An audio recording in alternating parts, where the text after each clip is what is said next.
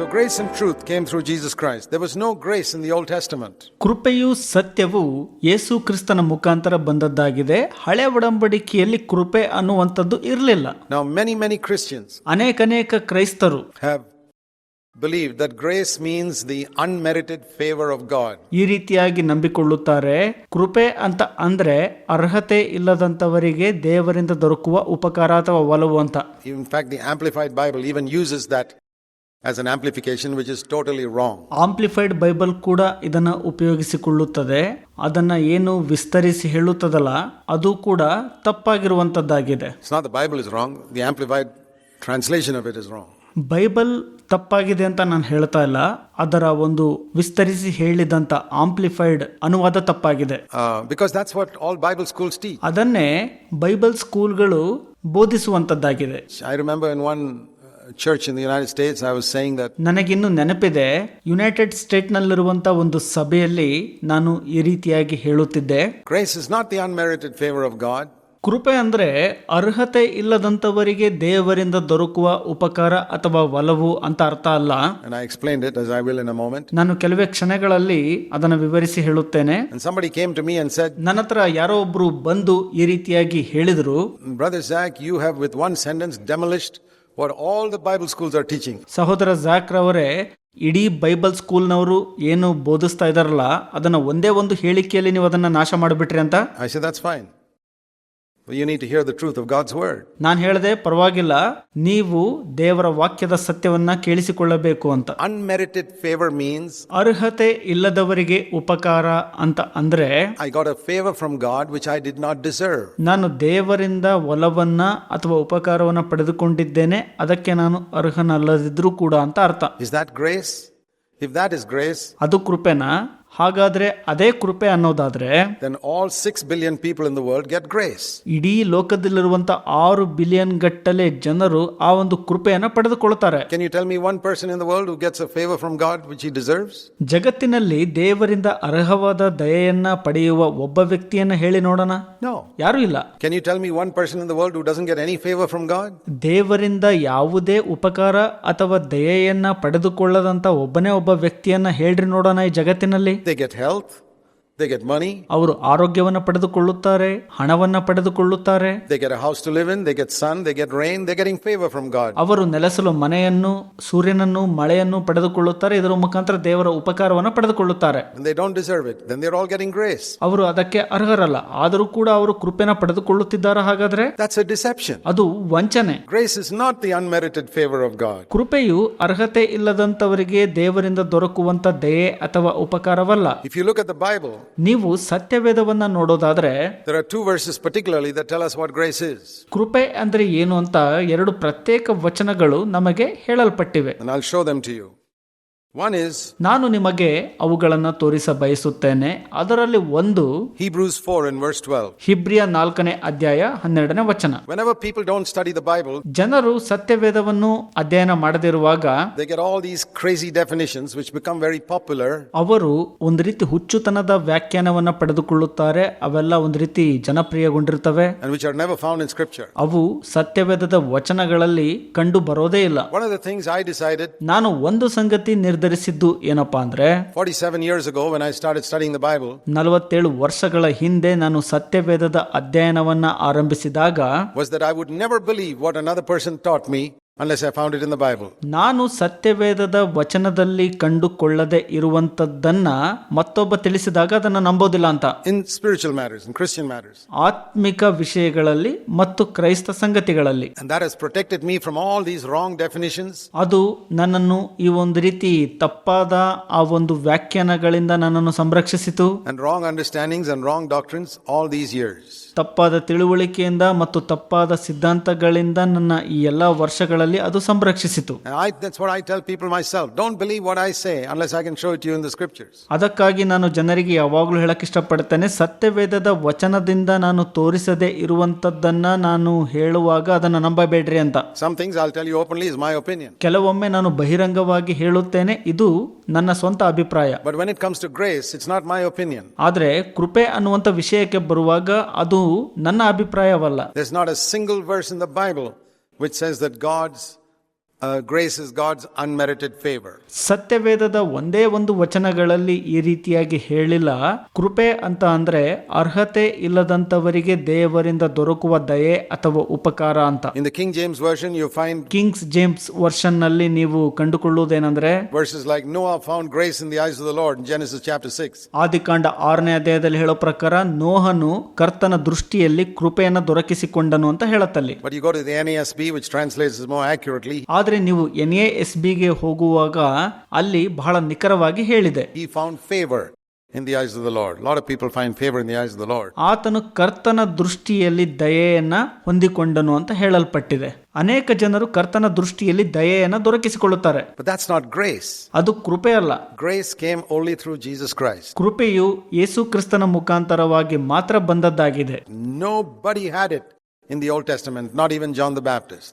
ಹಳೆ ಒಡಂಬಡಿಕೆಯಲ್ಲಿ ಯಾರೂ ಕೂಡ ಇದನ್ನ ಹೊಂದಿಕೊಂಡಿರಲಿಲ್ಲ, ಸ್ನಾನಿಕನಾದ ಯೋಹಾನನು ಕೂಡ. Because the spirit of grace was poured out only on the day of Pentecost. ಯಾಕಂದರೆ ಪಂಚಶತಮ ದಿನದಂದು ಮಾತ್ರ ಕೃಪೆಯ ಆತ್ಮನು ಸುರಿಸಲ್ಪಟ್ಟನು. How could people get it inside? ಹೇಗೆ ಜನರು ಅದನ್ನು ಒಳಗಡೆ ಪಡೆದುಕೊಳ್ಳಲು ಸಾಧ್ಯ? So grace, Hebrews 4 and verse 16, ಹಾಗಾಗಿ ಕೃಪೆ ಅಂತ ಅಂದ್ರೆ ಹಿಬ್ರಿಯ 4ನೇ ಅಧ್ಯಾಯ 16ನೇ ವಚನ, is grace is something that the last part of that verse, ಈ ವಚನದ ಕಡೆ ಭಾಗ ಈ ರೀತಿ ಹೇಳುತ್ತೆ, ಕೃಪೆ ಅಂತ ಅಂದ್ರೆ something that helps us in our time of need. ಕೃಪೆ ಅಂತ ಅಂದ್ರೆ ನಮ್ಮ ಅಗತ್ಯತೆಯ ಸಮಯದಲ್ಲಿ ಸಹಾಯ ಮಾಡುವಂತದ್ದಾಗಿದೆ. That's why the Holy Spirit is called a helper. ಅದಕ್ಕಾಗಿ ಪವಿತ್ರಾತ್ಮನು ಸಹಾಯಕನು ಎಂಬುದಾಗಿ ಕರೆಯಲ್ಪಟ್ಟಿದ್ದಾನೆ. King James version says comforter. NASB in John 14 says a helper. KJVಯಲ್ಲಿ ಸಂತೈಸುವಾತನು ಅಂತ ಕರೆಯಲ್ಪಟ್ರೆ, ಯೋಹಾನ 14ನೇ ಅಧ್ಯಾಯದಲ್ಲಿ NASB ಹೇಳುತ್ತದೆ ಪವಿತ್ರಾತ್ಮನ ಸಹಾಯಕನು ಅಂತ. Jesus said, I'll pray and I'll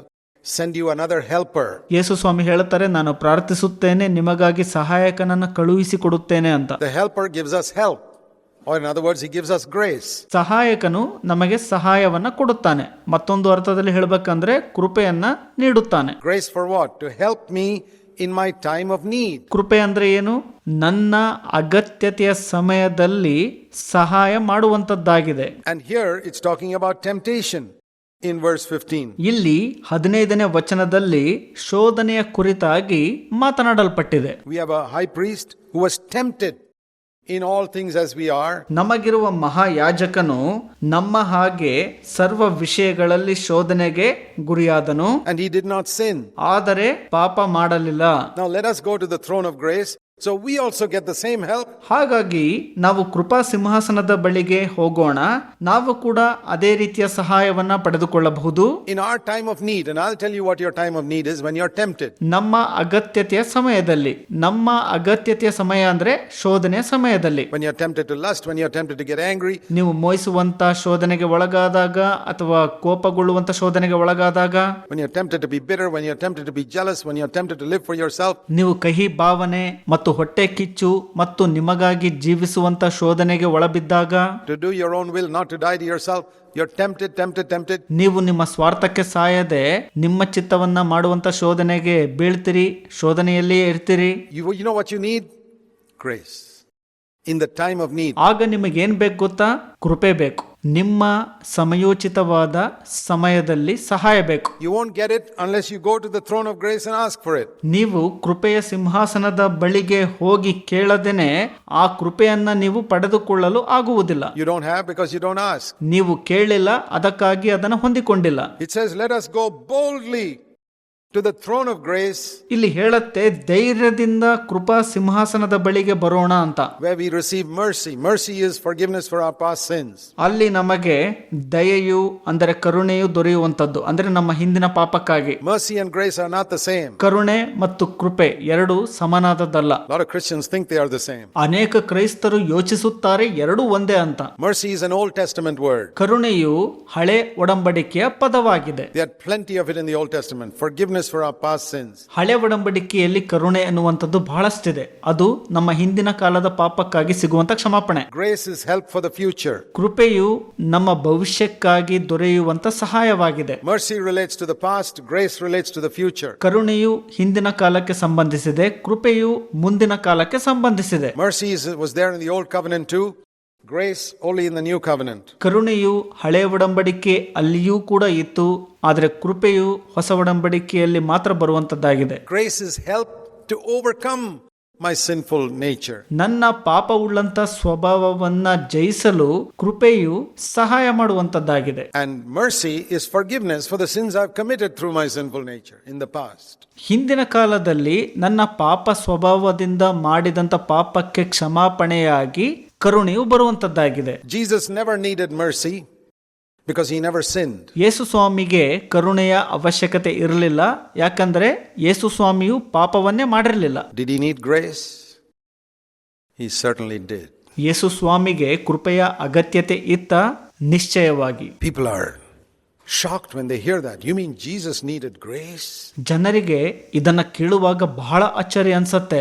ಯೇಸು ಸ್ವಾಮಿಗೆ ಕೃಪೆಯ ಅಗತ್ಯತೆ ಇದೆನಾ ಅಂತ. Well, if you think grace is unmerited favor, ಕೃಪೆಯು ಅರ್ಹತೆ ಇಲ್ಲದಂತವರಿಗೆ ದೊರಕುವ ದಯೆ ಅಂತ ನೀವು ನೆನೆಸಿದ್ರೆ, then of course he didn't need it, because everything Jesus got from God was merited. ಆಗ ನಿಶ್ಚಯವಾಗಿ ಯೇಸು ಸ್ವಾಮಿಗೆ ಅದು ಬೇಕಾಗಿರಲಿಲ್ಲ, ಯಾಕಂದ್ರೆ ದೇವರಿಂದ ಯೇಸುವಿಗೆ ದೊರಕಿದಂತ ಪ್ರತಿಯೊಂದು ಕೂಡ ಅರ್ಹತೆಯಿಂದ ಬಂದದ್ದಾಗಿರ್ತಿತ್ತು. But grace is not unmerited favor. ಆದ್ರೆ ಕೃಪೆಯು ಅರ್ಹತೆ ಇಲ್ಲದಂತವರಿಗೆ ದೊರಕಿದ ದಯೆಯಲ್ಲ. And I'll show you from scripture ನಾನು ನಿಮಗೆ ವಚನಗಳಿಂದ ತೋರಿಸ ಬಯಸುತ್ತೇನೆ how from birth to death Jesus got grace. ಹೇಗೆ ಯೇಸುವು ಹುಟ್ಟಿನಿಂದ ಸಾಯುವವರೆಗೆ ಕೃಪೆಯನ್ನ ಪಡೆದುಕೊಂಡರು ಎಂಬುದನ್ನು ತೋರಿಸ ಬಯಸುತ್ತೇನೆ. It's because people don't read the Bible carefully that they are ignorant. ಜನರು ಸತ್ಯವೇದವನ್ನ ಎಚ್ಚರಿಕೆಯಿಂದ ಅಧ್ಯಯನ ಮಾಡೋದಿಲ್ಲ, ಅದಕ್ಕಾಗಿ ಅವರು ಅಜ್ಞಾನಿಗಳಾಗಿರ್ತಾರೆ ಮತ್ತು ಅಲಕ್ಷ್ಯ ವಹಿಸುತ್ತಾರೆ. They are so ignorant that when we preach from the Bible they think we are preaching a wrong doctrine. ಅವರು ಎಷ್ಟು ಅಜ್ಞಾನಿಗಳು ಅಥವಾ ಅಲಕ್ಷ್ಯ ವಹಿಸಿದವರು ಅಂತಂದ್ರೆ, ನಾವು ಸತ್ಯವೇದದಿಂದ ಏನಾದರೂ ಬೋಧಿಸುವಾಗ ಅವರು ಅದನ್ನ ತಪ್ಪಾದ ಸಿದ್ಧಾಂತ ಅಂತ ಹೇಳ್ತಾರೆ. One of the things that happened to me when I got baptized in the Holy Spirit was ನಾನು ಪವಿತ್ರಾತ್ಮನಿಂದ ಆ ಒಂದು ಅಭಿಷೇಕ ಅಥವಾ ಸ್ನಾನ ಪಡೆದುಕೊಂಡಾಗ ಒಂದು ಸಂಗತಿ ಏನಾಗಿತ್ತಪ್ಪ ಅಂದ್ರೆ, I got a new Bible. I got a New Testament.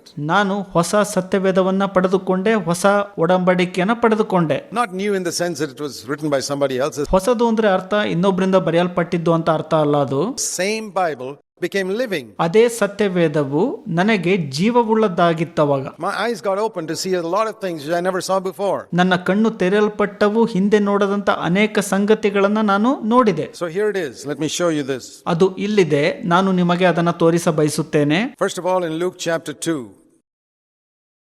when Jesus was born, ಮೊದಲನೆಯದಾಗಿ ಲೂಕ 2ನೇ ಅಧ್ಯಾಯ, ಯೇಸು ಸ್ವಾಮಿಯು ಹುಟ್ಟಿದಾಗ, one of the first things written about him after he was born, ಯೇಸು ಸ್ವಾಮಿಯು ಹುಟ್ಟಿದಾಗ ಅವರ ಬಗ್ಗೆ ಬರೆದಂತ ಮೊದಲ ಸಂಗತಿ ಯಾವುದಪ್ಪ ಅಂದ್ರೆ, and he was dedicated in the temple, is this. ಅವರು ಆಲಯದಲ್ಲಿ ಅರ್ಪಿಸಲ್ಪಟ್ಟರು. ಅದು ಈ ರೀತಿಯಾಗಿ ಹೇಳಲ್ಪಟ್ಟಿದೆ. He came back from the temple, verse 39. ಅವರು ಆಲಯದಿಂದ ಹಿಂತಿರುಗಿ ಬಂದ್ರು.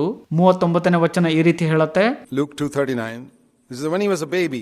ಲೂಕ 2ನೇ ಅಧ್ಯಾಯ 39ನೇ ವಚನ. ಯೇಸು ಸ್ವಾಮಿಯು ಶಿಶುವಾಗಿರುವಾಗ They returned to Galilee, to their own city of Nazareth, Joseph and Mary. ಅವರು ತಮ್ಮ ಸ್ವಂತ ಪಟ್ಟಣವಾದ ಗಲಿಲಾಯದ ನಜರೇತಿಗೆ ಹಿಂತಿರುಗಿ ಬಂದರು, ಯೋಸೇಫ ಮತ್ತು ಮರಿಯಳು. And the child Jesus, now read very carefully, this is the word of God. ಬಹಳ ಜಾಗರೂಕತೆಯಿಂದ ಇದನ್ನ ಓದಿಕೊಳ್ಳ್ರಿ, ಇದು ದೇವರ ವಾಕ್ಯವಾಗಿದೆ. ಶಿಶುವೆಂಬ ಯೇಸು ಸ್ವಾಮಿಯು continued to grow and become strong, increasing in wisdom, ಬೆಳೆದು ಆತ್ಮದಲ್ಲಿ ಬಲಗೊಂಡು ಜ್ಞಾನದಿಂದ ತುಂಬಿದವರಾದರು. and the grace of God was upon him. ಮತ್ತು ದೇವರ ಕೃಪೆಯು ಆತನ ಮೇಲೆ ಇತ್ತು. Which means he was under grace. ಅದರ ಅರ್ಥ ಯೇಸು ಸ್ವಾಮಿಯು ಕೃಪೆಯ ಅಧೀನದಲ್ಲಿ ಇದ್ರು. If grace is upon me, it means I am under grace. ಕೃಪೆಯು ನನ್ನ ಮೇಲೆ ಇತ್ತಪ್ಪ ಅಂದ್ರೆ ಅದರ ಅರ್ಥ ನಾನು ಕೃಪೆಯ ಅಧೀನದಲ್ಲಿದ್ದೀನಿ ಅಂತ ಅರ್ಥ. And Romans 6:14 says, when you are under grace, sin will not have dominion over you. ರೋಮ 6:14 ಈ ರೀತಿ ಹೇಳುತ್ತೆ, ನೀವು ಕೃಪೆಯ ಅಧೀನದಲ್ಲಿ ಇರುವಾಗ ಪಾಪವು ನಿಮ್ಮ ಮೇಲೆ ಅಧಿಕಾರ ನಡೆಸದು ಅಂತ. Why did sin not have dominion over Jesus? ಯಾಕೆ ಪಾಪವು ಯೇಸುವಿನ ಮೇಲೆ ಅಧಿಕಾರ ನಡೆಸಲು ಆಗಲಿಲ್ಲ? Because he was under grace. Luke 2 verse 40. This is when he was a child. ಲೂಕ 2ನೇ ಅಧ್ಯಾಯ 40ನೇ ವಚನ ಹೇಳೋ ಪ್ರಕಾರ ಕೃಪೆಯ ಕೆಳಗೆ ಯೇಸು ಸ್ವಾಮಿಯು ಇದ್ದರು, ಅದು ಆತನು ಶಿಶುವಾಗಿರುವಾಗ. All through his life. ತಮ್ಮ ಇಡೀ ಜೀವಮಾನ ಅವಧಿಯಲ್ಲಿ. Now let's go to the time when he died. ಈಗ ಅವರು ಸತ್ತಂತ ಸಮಯಕ್ಕೆ ಹೋಗೋಣ. Hebrews chapter 2. Hebrews in chapter 2. ಹಿಬ್ರಿಯ 2ನೇ ಅಧ್ಯಾಯ. The missing messages in Christendom. ಕ್ರೈಸ್ತತ್ವದಲ್ಲಿ ತಪ್ಪಿ ಹೋದಂತ ಸಂದೇಶ. Hebrews chapter 2, it says here in verse 9. ಹಿಬ್ರಿಯ 2ನೇ ಅಧ್ಯಾಯ 9ನೇ ವಚನದಲ್ಲಿ ಈ ರೀತಿ ಹೇಳಲ್ಪಟ್ಟಿದೆ. We see him who was made for a little while lower than the angels, that is Jesus. ದೂತರಿಗಿಂತಲೂ ಸ್ವಲ್ಪ ಕಡಿಮೆಯಾಗಿ ಮಾಡಲ್ಪಟ್ಟ ಒಬ್ಬಾತನು ಅಂದರೆ ಅದು ಯೇಸುವು.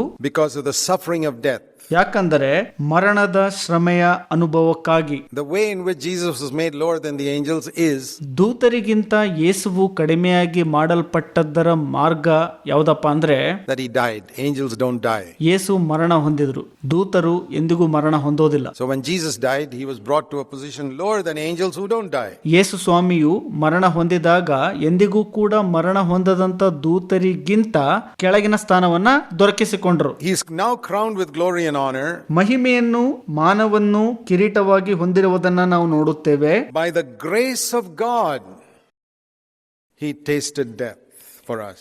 ಯೇಸುವು ದೇವರ ಕೃಪೆಯಿಂದ ನಮಗೋಸ್ಕರ ಮರಣವನ್ನ ರುಚಿಸಬೇಕಾಯಿತು. How could he go to that death?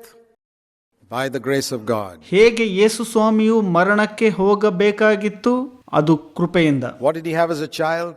The grace of God. ಯೇಸು ಸ್ವಾಮಿಯು ಶಿಶುವಾಗಿದ್ದಾಗ ಹೊಂದಿಕೊಂಡಿದ್ದು ಏನು? ಅದು ದೇವರ ಕೃಪೆ. So from birth to death, ಹುಟ್ಟಿದಂದಿನಿಂದ ಮರಣದವರೆಗೂ the thing that helped Jesus all through his life was grace. ಯೇಸು ಸ್ವಾಮಿಯ ಜೀವನ ಪೂರ್ತಿ ಸಹಾಯ ಮಾಡಿದಂತ ಸಂಗತಿ ಯಾವುದಪ್ಪ ಅಂದ್ರೆ ಅದು ಕೃಪೆ. So he never sinned, never disobeyed the Father even once. ಯೇಸು ಸ್ವಾಮಿಯು ಎಂದಿಗೂ ಪಾಪ ಮಾಡಲಿಲ್ಲ, ಒಂದೇ ಒಂದು ಬಾರಿ ಕೂಡ ತಮ್ಮ ತಂದೆಗೆ ಅವಿಧೇಯರಾಗಿ ನಡೆದುಕೊಳ್ಳಲಿಲ್ಲ. That's the meaning of Hebrews 4:15. ಅದೇ ಅರ್ಥ ಹಿಬ್ರಿಯ 4ನೇ ಅಧ್ಯಾಯ 15ನೇ ವಚನದ್ದು. He was tempted in all points as we are. ನಮ್ಮ ಹಾಗೆ ಯೇಸು ಸ್ವಾಮಿಯು ಸರ್ವ ವಿಷಯಗಳಲ್ಲಿ ಶೋಧನೆಗೆ ಒಳಗಾದ್ರು, Yet without sin. ಆದ್ರೂ ಕೂಡ ಪಾಪರಹಿತರಾಗಿದ್ರು. And we connect it with these other verses and we see that was because of grace.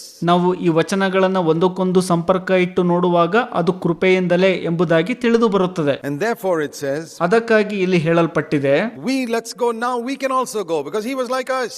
ನಾವು ಈಗ ಹೋಗೋಣ, ಆತನು ನಮ್ಮ ಹಾಗೆ ಇದ್ದದಕ್ಕಾಗಿ ನಾವು ಕೂಡ ಈಗ ಹೋಗಬಹುದಾಗಿದೆ. He was tempted like us. ನಮ್ಮ ಹಾಗೆ ಶೋಧನೆಗೆ ಯೇಸು ಸ್ವಾಮಿಯು ಒಳಗಾದರು. And he overcame by grace. Let us go to the throne of grace. ಅವರು ಕೃಪೆಯಿಂದ ಜಯಿಸಿರುವುದಾದ್ರೆ ನಾವು ಕೂಡ ಕೃಪಾ ಸಿಂಹಾಸನದ ಬಳಿಗೆ ಹೋಗೋಣ. And say, God, my Father, give me the same grace. ತಂದೆಯಾದ ದೇವರೇ, ನನಗೂ ಕೂಡ ಅದೇ ರೀತಿಯ ಕೃಪೆಯನ್ನ ಕೊಡ್ರಿ ಎಂಬುದಾಗಿ ಕೇಳಿಕೊಳ್ಳೋಣ. That you gave to Jesus to overcome sin. ಪಾಪವನ್ನ ಜಯಿಸುವಂತ ಕೃಪೆಯನ್ನ ಯೇಸು ಸ್ವಾಮಿ ಕೊಟ್ರಲ್ಲ, ಅದೇ ಕೃಪೆಯನ್ನ ನನಗೂ ಕೊಡ್ರಿ ಅಂತ ಕೇಳೋಣ. Did Jesus overcome lust? Every single time. ಪ್ರತಿ ಬಾರಿ ಯೇಸು ಸ್ವಾಮಿಯು ಮೋಹಿಸುವಂತ ಇಚ್ಛೆಯನ್ನ ಜಯಿಸಿದ್ರಲ್ವಾ? Did he overcome anger? Every single time. ಪ್ರತಿ ಬಾರಿ ಯೇಸು ಸ್ವಾಮಿಯು ಕೋಪವನ್ನ ಜಯಿಸಿದರು ಅಲ್ವಾ? Except when it concerned the glory of God, there was no question of overcoming. ದೇವರ ಮಹಿಮೆಗೆ ಸಂಬಂಧಪಟ್ಟಂತೆ ಕೋಪವನ್ನ ಜಯಿಸುವಂತದ್ದು ಅಂತ ಅರ್ಥ ಬರೋದಿಲ್ಲ ಅಲ್ಲಿ. That he had to be angry in the temple, etc. ಆಲಯ ಮತ್ತು ದೇವರ ವಿಷಯಕ್ಕೆ ಸಂಬಂಧಪಟ್ಟಂತೆ ಕೋಪ ಮಾಡಿಕೊಳ್ಳಲೇಬೇಕಾಗಿತ್ತು. But when it concerned himself, never was he angry. ಆದ್ರೆ ತಮಗೆ ಸಂಬಂಧಪಟ್ಟಂತೆ ಯೇಸು ಸ್ವಾಮಿಯು ಯಾವತ್ತೂ ಕೂಡ ಒಂದೇ ಒಂದು ಬಾರಿ ಕೋಪ ಮಾಡಿಕೊಳ್ಳಲಿಲ್ಲ. When people hurt him or called him names or anything, because he had grace.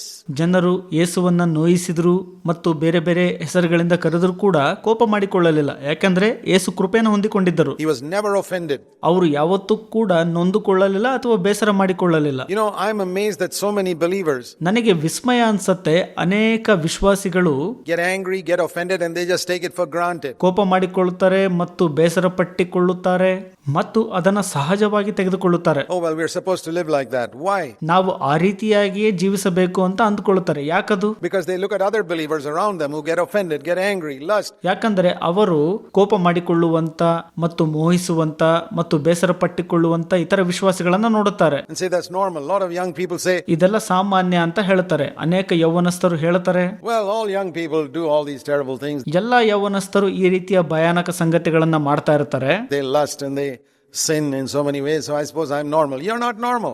ಮೋಹಿಸುತ್ತಾರೆ ಮತ್ತು ಪಾಪವನ್ನ ಮಾಡ್ತಾರೆ ಅನೇಕ ವಿಧದಲ್ಲಿ, ಹಾಗಿದ್ರು ಕೂಡ ಸಾಮಾನ್ಯ ಅಂತ ಅಂದ್ಕೊಳ್ತಾರೆ. ಅದು ಸಾಮಾನ್ಯ ಅಲ್ಲ. ನೀವು Everybody's abnormal and you're abnormal like them. ಅವರು ಸಹಜ ಸ್ಥಿತಿಯಲ್ಲಿರ್ತಾರೆ ಮತ್ತು ನೀವು ಅವರಂತೆ ಅಸಹಜ ಸ್ಥಿತಿಗೆ ತಲುಪು ಬಿಡ್ತೀರಿ. The normal Christian life is the way Jesus lived. ಸಹಜ ಕ್ರೈಸ್ತ ಜೀವಿತವು ಯೇಸು ಸ್ವಾಮಿಯು ಜೀವಿಸಿದಂತೆ ಇರುತ್ತದೆ. And if you can say Jesus did that, that's normal. ಯೇಸು ಸ್ವಾಮಿಯು ಆ ರೀತಿ ಮಾಡಿದ್ರಲ್ಲ ಅಂತ ನೀವು ಹೇಳುವಾಗ ಅದು ಸಾಮಾನ್ಯ ಅಥವಾ ಸಹಜ ಸ್ಥಿತಿ. But if you lower the standard of normal, ಆದ್ರೆ ಆ ಸಹಜ ಸ್ಥಿತಿಯನ್ನ ನೀವು ಕೆಳಮಟ್ಟಕ್ಕೆ ತರುವಾಗ to the standard of all the defeated Christians around you, that's all you'll ever have. ನಿಮ್ಮ ಸುತ್ತ ಇರುವಂತ ಕ್ರೈಸ್ತರ ಸೋಲಲ್ಪಟ್ಟಂತ ಕೆಳಮಟ್ಟಕ್ಕೆ ನೀವು ತರುವಾಗ ಅದೇ ಮಟ್ಟದಲ್ಲಿ ನೀವಿರ್ತೀರಿ. If you run the race looking at all the Christians around you, you'll run a defeated life all your life. ನಿಮ್ಮ ಸುತ್ತ ಇರುವಂತ ಕ್ರೈಸ್ತರನ್ನ ನೀವು ನೋಡಿ ಓಡುವಾಗ ನಿಮ್ಮ ಇಡೀ ಜೀವಿತವನ್ನ ನೀವು ಸೋಲುವುದರಲ್ಲೇ ಕಳೆಯುತ್ತೀರಿ. I decided as a young man, I will not look at all the defeated Christians around me.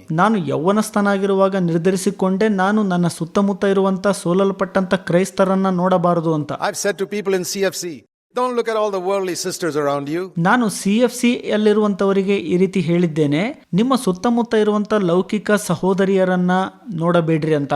Look at Jesus. ಯೇಸುವನ್ನ ನೋಡ್ರಿ ನೀವು. Don't fashion your dress according to the dress fashions of all the worldly people. ಲೌಕಿಕ ಜನರು ಏನು fashion ರೀತಿಯಲ್ಲಿ ವಸ್ತ್ರವನ್ನ ಧರಿಸಿಕೊಂಡಿರ್ತಾರಲ್ಲ, ಆ ರೀತಿಯಾಗಿ ನೀವು fashion ರೀತಿಯಲ್ಲಿ ವಸ್ತ್ರ ಧರಿಸ್ಕೋಬೇಡ್ರಿ. Don't criticize them, that's not your business. ಅವ್ರನ್ನ ಟೀಕೆ ಮಾಡಬೇಡ್ರಿ, ಅದು ನಿಮ್ಮ ಕೆಲಸ ಅಲ್ಲ. You're not to judge them, you're not to criticize them, and you're not to imitate them. You have to look at Jesus. ನೀವು ಅವರನ್ನ ಟೀಕೆ ಮಾಡಬಾರದು, ತೀರ್ಪು ಮಾಡಬಾರದು ಮತ್ತು ಅವರನ್ನ ಅನುಸರಿಸಲು ಕೂಡ ಹೋಗಬಾರದು. ನೀವು ಯೇಸುವನ್ನು ಮಾತ್ರ ನೋಡುವವರಾಗಿರ್ಬೇಕು. ನೀವು That's the way you're going to keep yourself pure from the world. ಆ ರೀತಿಯಾಗಿ ನೀವು ನಿಮ್ಮನ್ನ ಲೋಕದಿಂದ ಶುದ್ಧರನ್ನಾಗಿ ಇರಿಸಿಕೊಳ್ಳಬಹುದು. If you don't follow Jesus, ನೀವು ಯೇಸುವನ್ನ ಹಿಂಬಾಲಿಸಲಿಲ್ಲಪ್ಪ ಅಂದ್ರೆ you're going to be worldly or you're going to be critical ನೀವು ಲೌಕಿಕರಾಗ್ಬಿಡ್ತೀರಿ, ಇಲ್ಲವಾದಲ್ಲಿ ನಿರ್ಣಾಯಕರಾಗಿ ಬಿಡ್ತೀರಿ and judgmental. Both are wrong. ಮತ್ತು ತೀರ್ಪುಗಾರರಾಗ್ಬಿಡ್ತೀರಿ. ಎರಡೂ ಕೂಡ ತಪ್ಪಾಗಿರುವಂತದ್ದಾಗಿದೆ. Some people avoid worldliness but they become judgmental. I'll tell you one thing. ಕೆಲವು ಜನರು ಲೌಕಿಕತೆಯನ್ನು ತಪ್ಪಿಸಿಕೊಂಡು ತೀರ್ಪುಗಾರರಾಗ್ಬಿಡ್ತಾರೆ. ನಾನು ನಿಮಗೆ ಒಂದು ಸಂಗತಿ ಹೇಳಲು ಇಷ್ಟಪಡ್ತೇನೆ. To be judgmental and critical is 1,000,000 times worse than being worldly. ತೀರ್ಪು ಮಾಡುವಂತದ್ದು ಮತ್ತು ನಿರ್ಣಾಯಕ ಮಾಡುವಂತದ್ದು ಲೌಕಿಕತೆಗಿಂತ ಹೆಚ್ಚು ಪಟ್ಟು ಕೆಟ್ಟದ್ದಾಗಿದೆ. And many people who judge and criticize others don't realize that. ಅನೇಕ ಜನರು ಇತರರನ್ನ ತೀರ್ಪು ಮಾಡಿ ಟೀಕೆ ಮಾಡ್ತಾರಲ್ಲ, ಇದನ್ನ ಗ್ರಹಿಸಿಕೊಳ್ಳಲು ಹೋಗೋದಿಲ್ಲ ಅವರು. When you see somebody who's worldly and you criticize and judge that person, ನೀವು ಯಾರೋ ಒಬ್ಬ ವ್ಯಕ್ತಿ ಲೌಕಿಕವಾಗಿರುವುದನ್ನ ಕಂಡು ಅವರನ್ನ ಟೀಕೆ ಮಾಡ್ತೀರಿ, ತೀರ್ಪು ಮಾಡ್ತೀರಿ, you are 1,000,000 times worse than that person in God's eyes. ದೇವರ ದೃಷ್ಟಿಯಲ್ಲಿ ಆ ವ್ಯಕ್ತಿಗಿಂತ ನೀವು ಅತಿ ಹೆಚ್ಚು ಕೆಟ್ಟವರಾಗಿ ಬಿಡ್ತೀರಿ. I don't know whether you know that. At least you'll know it today. ನಿಮಗದು ಗೊತ್ತಿದೆಯೇನೋ ಗೊತ್ತಿಲ್ಲ, ನಂಗೆ ಇವತ್ತಿಂದನಾದರೂ ಅದು ತಿಳಿದುಕೊಳ್ತೀರಿ ಅಂತ ನಂಗೆ ಅನ್ಸುತ್ತೆ. That's why I say I don't want to be worldly like that person. ನಾನು ಆ ವ್ಯಕ್ತಿಯ ರೀತಿಯಲ್ಲಿ ಲೌಕಿಕನಾಗಬಾರದು. And I don't want to be judgmental of that person. That person lives before God. ಮತ್ತು ಆ ವ್ಯಕ್ತಿಯನ್ನ ತೀರ್ಪು ಕೂಡ ಮಾಡಬಾರದು. ಆ ವ್ಯಕ್ತಿಯು ದೇವರ ಎದುರುಗಡೆ ಬದುಕುವನಾಗಿರ್ತಾನೆ. It's none of my business. Maybe they don't have light. ಅದು ನನ್ನ ಕೆಲಸವಲ್ಲ. ಆತನಿಗೆ ನಿಶ್ಚಯವಾಗಿ ಬೆಳಕಿಲ್ಲದೆ ಇರಬಹುದು. God's given me light, so I will not be like that. ದೇವರು ನನಗೆ ಬೆಳಕು ಕೊಟ್ಟಿದ್ದಾರೆ, ನಾನು ಆ ರೀತಿ ಇರಬಾರ್ದಷ್ಟೇ. Make Jesus your example. ಯೇಸು ಸ್ವಾಮಿಯನ್ನ ನಿಮ್ಮ ಮಾದರಿಯನ್ನಾಗಿ ಇರಿಸಿಕೊಳ್ಳಿರಿ. That is the normal Christian life. ಅದು ಸಹಜ ಸ್ಥಿತಿಯ ಕ್ರೈಸ್ತ ಜೀವಿತವಾಗಿದೆ. And he lived by the grace of God. ಆತನು ದೇವರ ಕೃಪೆಯಿಂದ ಜೀವಿಸುವವನಾಗಿರುತ್ತಾನೆ. And I want to live by the grace of God. I want to overcome temptation the way Jesus overcame. ನಾನು ದೇವರ ಕೃಪೆಯಿಂದ ಜೀವಿಸುವನಾಗಿರಬೇಕು. ಯೇಸು ಸ್ವಾಮಿಯು ಶೋಧನೆಯನ್ನ ಹೇಗೆ ಜಯಿಸಿದ್ರಲ್ಲ, ನಾನು ಕೂಡ ಅದೇ ರೀತಿ ಜಯಿಸುವನಾಗಿರಬೇಕು.